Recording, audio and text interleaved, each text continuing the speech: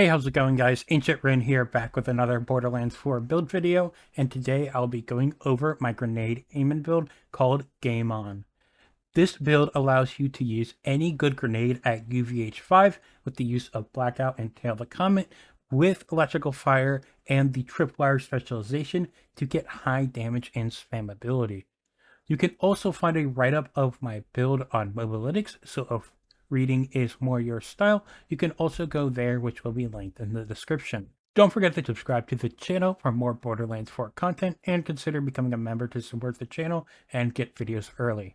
You can also find the save file in my Discord, which will be in the description. Now, let's get into it. All right, now we'll start with the grenades. My go-to is going to be the jelly. It is very good. It kind of acts like the light speed in Borderlands 3, where it's shot out and then it spawns multiple projectiles and bounces off areas.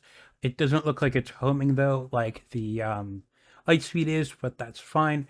And on all these grenades, I like to use the chance to deal crit damage, as this increases our chance of proccing Blackout, which is a big source of our damage. You can also go like extra charge, cooldown, nuke, which increases damage radius and increases cooldown.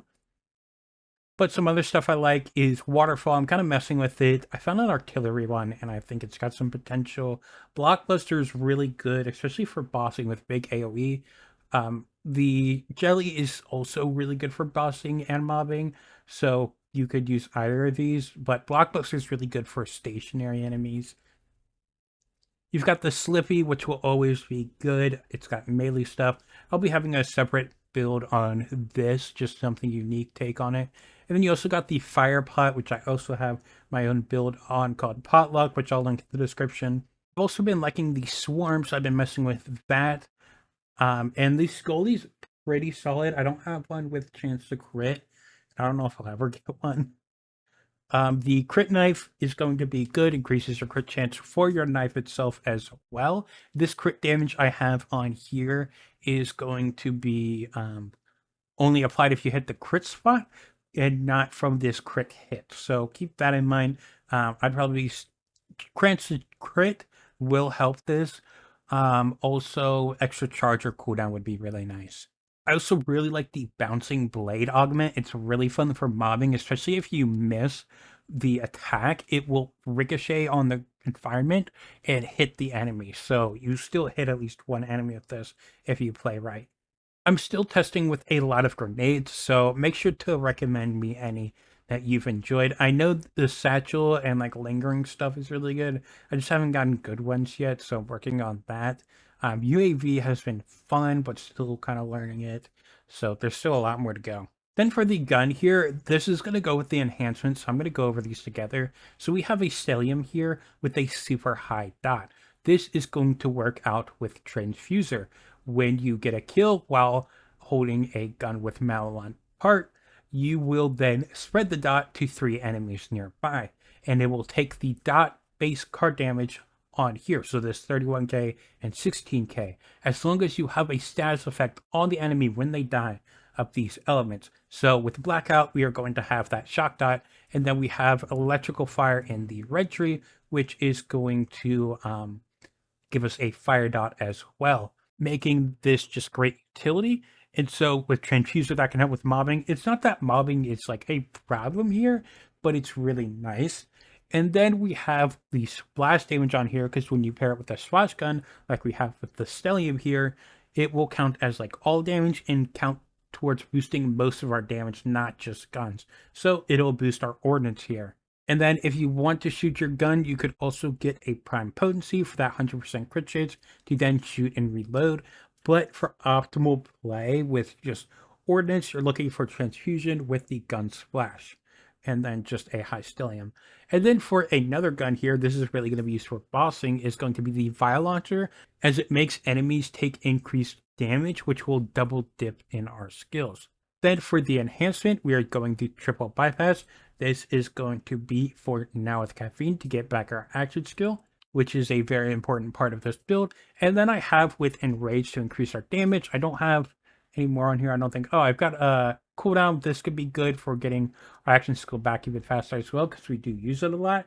You could also go elemental damage, as you will get more healing than what's on this for 5% less damage boost. That will still double dip. Then for the class mod, we have mainly two options, which is going to be the Grenadier, which rolls Blackout, and then we also have Icebringer, which rolls Tail the Comet. These are both double dipping dots and big parts of our builds. Basically, what we're doing is getting as many points into those skills to try and get 10 out of 5. What's really nice, though, with Grenadiers can also rub points into Gut Punch, which is going to be the skill here, which increases our damage, which is really fun. But it also increases points into Machinist, which restores grenade cooldown, which can also be nice. But we're mainly going for damage here. Now, if you aren't able to get these yet, then you could go something like Cyborg, which will have endless bombardment, which will help with grenade spam instead of grenade damage, as well as technically Viking, because it gets more charges with our action skill, which means we can take it with Tripwire, which helps get back our ordnance faster, which can lead ordnance spam. I'm just trying to think of options to help you guys. But Icebringer and Grenadier are going to be the focus. For mobbing, I like the Grenadier because the increased crit chance is really nice for consistency. But if you're going against like a Flesh or an Armor Bar, then Icebringer is going to be optimal. And then the passives don't really matter here compared to the skills, but you've got stuff like all damage, elemental, ordnance crit chance is going to be huge. Skill crit chance will help. Tail the Comet crit on its own. Status effect chance for consistency is also nice for Tail the Comet. And then also just general damage bonuses. And then for the shield with bossing, we're looking at the protein cell because this bonus element will apply to our status effects, and status effects are main damage dealt. So this is huge, and only using it in bossing because it drains our shield over time and makes you take damage directly to your health. Now, if you have overshield, then it will take damage to your overshield first, but we don't really have much overshield going on this build, especially for bossing. So it's mainly that. So if you are having a tough time surviving in boss fights, then take off the protein cell. And you can just use like a Watts for dinner, and you can use it with Siphon, which helps with keeping up overshield on this. And it gives a shock bonus element, but it does not apply to dots. It's still solid and good for mobbing. And then also another option for mobbing is going to be the fireworks, as it just spawns out missiles and goes after enemies to help deal damage to them, to possibly kill them, or just lower their health for you. Then for the firmware, first we go at least one Gadget Ahoy for the increased cooldown reduction, which will help just spam our grenades even more. And then we get some ordnance damages next. We're not going 3 out of 3 because we're most likely not going to get a kill with our ordnance, as our status effects are going to take the kill. Then we have Get Throw in for that ordnance damage, and then we also go 2 out of 3 for increased radius, and I also get increased radius on airstrike, which I really like for helping consistency of hitting enemies, like with the jelly or the blockbuster. If like an enemy moves, or it could just help more grenade impacts hit one enemy, which I really like. You could also just get thrown out and go airstrike if you wanted to for 10% splash damage. I don't have it on here, but you could also go God Killer, which is increased damage against badasses and bosses, which is really good for bossing and good for mobbing for badass enemies. Then for the skill tree, our action skill is going to be Crucible, even though we have no points in our green tree. This is purely going to be for using it with Tripwire. We're literally just going to activate, put away, activate, and put away. Just like this. We're not even going to throw it, because when we put it away instead of throwing, it gives reduced cooldown. So we just have more cooldown to get back our next charge faster, which means we can activate Tripwire faster, which means we can get our grenades back faster, which is huge for this build. So since we aren't going any points, we're not going to have any augments. You could go Axe and Stone, but you don't have any skill points to give up because Electrical Fire is so good here. If we get a level cap increase, then maybe we can work on Axe and Stone. So, and with that, we also don't get a Capstone, but Capstone won't really matter much here. We're not really using double edges either. So first we'll go over in Blue Tree, we're getting 3 in the Thrill for the increased health regen. Then we go Wrath of Nature for increased status effect chance. For Tail of the Comet, we won't get the bonus for the action skill active because we barely have like Crucible just holding them while active. But the base chance itself is really good for consistency. And then these 2 points in Scorch Kairos is just extra bonus points. And then we have Machinist to get grenade cooldown, so we get more grenade throws. Then we go 5 Blackout to get a double dipping status effect. This is also going to be a key skill, just like Tail the Comet, as these both are double dipping and status effects being huge. And this increased crit chance just means critting is just good in general. Then we go in Red Tree, and the whole reason for going Red Tree is getting Electrical Fire. This will mean when we get shocking an enemy via Blackout, it will then go into a Fire Dot, which will be 50% of that dot.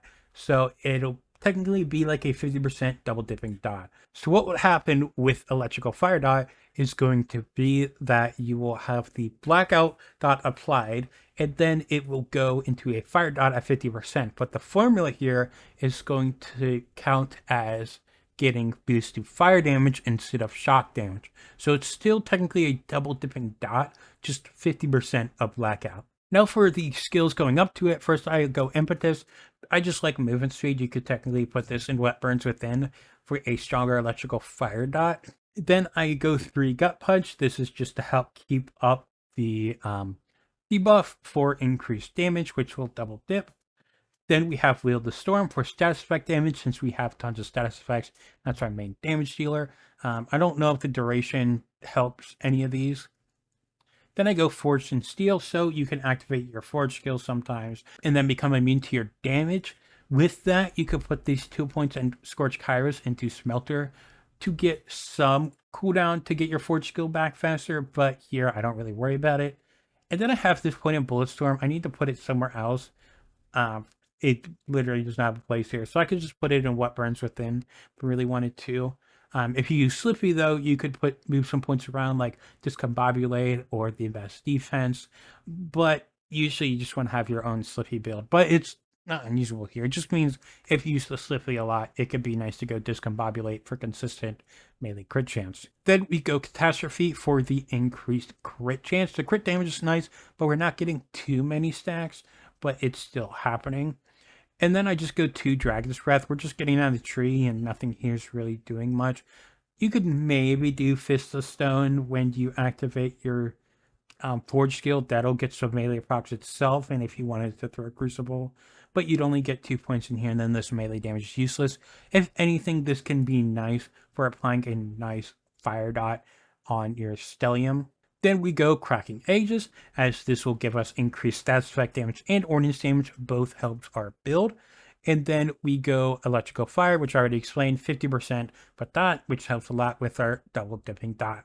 Then for the Specialization, the main 2 things you're going to want is Now with Caffeine and Tripwire. These are going to be 2 very important things. So first we're going to use Now with Caffeine to keep up our action skill. So when we activate our action skill, we will go to Tripwire and reduce our cooldown with our Ordnance.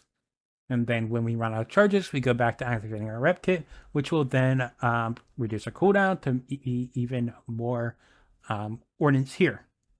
Then for extra stuff, we have it's the third best thing is going to be Fragmentation Payload for that increased crit chance for more Blackout procs. And then we have the best defense, as this is just consistent damage and will double dip in our double dipping skills. There are a couple extra things, but I just didn't really find it worth it on here. Then the gameplay is really simple with mobbing. It's literally just throwing this out, activating this to get back your cooldown, and then your action skill, and then just do it again. And it's literally that simple there. And then for bossing, we're going to get out a fire launcher,